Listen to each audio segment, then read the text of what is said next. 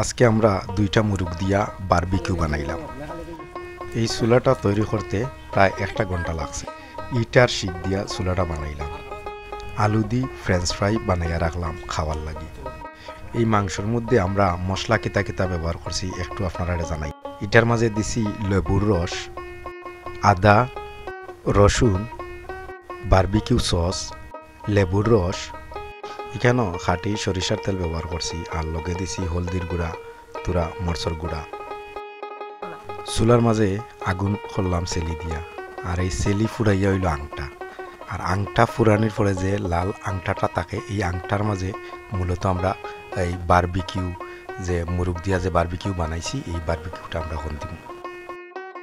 সব ধরনের মশলা দিয়ে প্রায় 1-2 ঘন্টা এই বারবিকিউটা ঠান্ডা একটা জায়গায় রাখা লাগে। কমসে কম 3 ঘন্টা পরে যদি এই বারবিকিউটা আগুনে দেওয়া হয় তখন সবচেয়ে ভালো হয়। আমার ছেলের এটা প্রিয় খাবার। যখন দেখছে আমি বারবিকিউ বানাইলাম তখন হে আমারে দুমছে মায়া দিতে থাকে। আমার বাতিজা আর আমার বাইগনা তারা বারবিকিউ খাইতে খুব ভালো পায়। আসলে মূলত তারার লাগি বানানি, এই বাচ্চিন্তর লাগি বারবিকিউ বানানি। কারণ বাচ্চারা তারা খেউ স্কুলে গেছে, আবার খেউ কলেজও গেছেন, দুজন আওয়ার পরে এই বারবিকিউটা খাওয়াই। এই ধরনের খাবারগুলো বাচ্চারা আসলে খুবই ভালো পায়। এর লাগি আমি মাঝে মাঝে তারারে বানাইয়া খাওয়াই।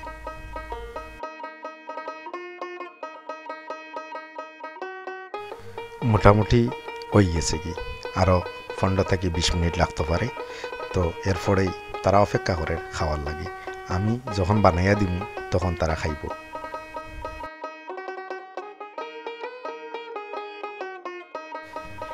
আমার বাচ্চা এবং আমার বাইকনায় কয় আমার তোর বারবিকিউটা অনেক মজা। কারণ তারা টাউন থেকে এনে খাইছে, খাইয়া তারা এত মজা পাইছে না। একদম তরতাজা বারবিকিউ বানাইয়া দেওয়ার পরে তারা খাইয়া খুবই টেস্ট পায়। এর লাগে আমারে তারা বারবার ধরে আমি তারারে বারবিকিউ বানাইয়া দিতাম। এটার মাঝে সরিষার তেল ব্যবহার করি, আর এই যে বিভিন্ন সসগুলো আমি ব্যবহার করি। এগুলা ন্যাচারাল সস, আমি নিজে হাতে তৈরি করিয়া এগুলো আমি ব্যবহার করি। শুধু একটা সসই আমি বাইরে থেকে কিনে আনি, যেটা হইল বারবিকিউ সস। লেবুর রস এবং তেঁতুলের আচার আর বড়ইর আচার দিয়া আমি আসলে মশলাটা তৈরি করি, করিয়া এই বারবিকিউ দিই। টকের পরিমাণটা একটু বেশি দিলে হয়তো মোটামুটি ভালো হয় আর কি।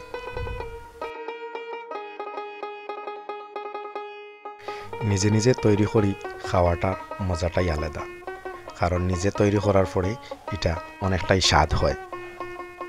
আমরা বড় বড় হোটেল থাকি এই বারবিকিউগুলা কিনিয়ে খাই, কিন্তু নিজে তৈরি করি খাওয়ার পরে দেখবা এই বারবিকিউ টেস্টটা আলাদাই হয়।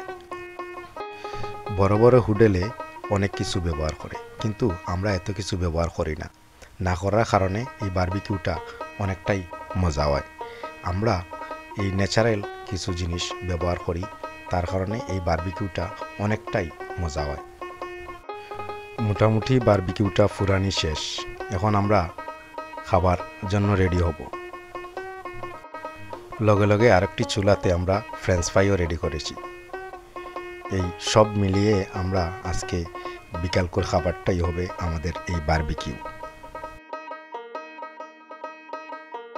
সব ধরনের মশলা ব্যবহার করার পরে বারবিকিউ কালারটা অনেকটাই সুন্দর হয়েছে, দেখতে খুবই ভালো লাগে। আর এই মশলা দেওয়ার পরে মুরগটা যখন ফুরাই তখন একটা গন্ধ থাকে, খুবই ভালো লাগে গন্ধটা।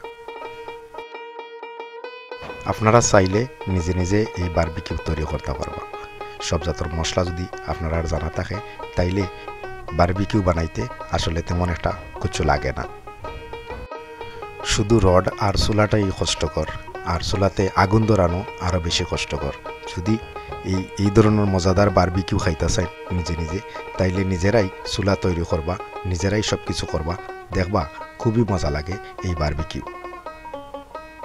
মোটামুটি আমরা সব কিছু শেষ হয়ে গেছে, এখন শুধু খাওয়ার পালা।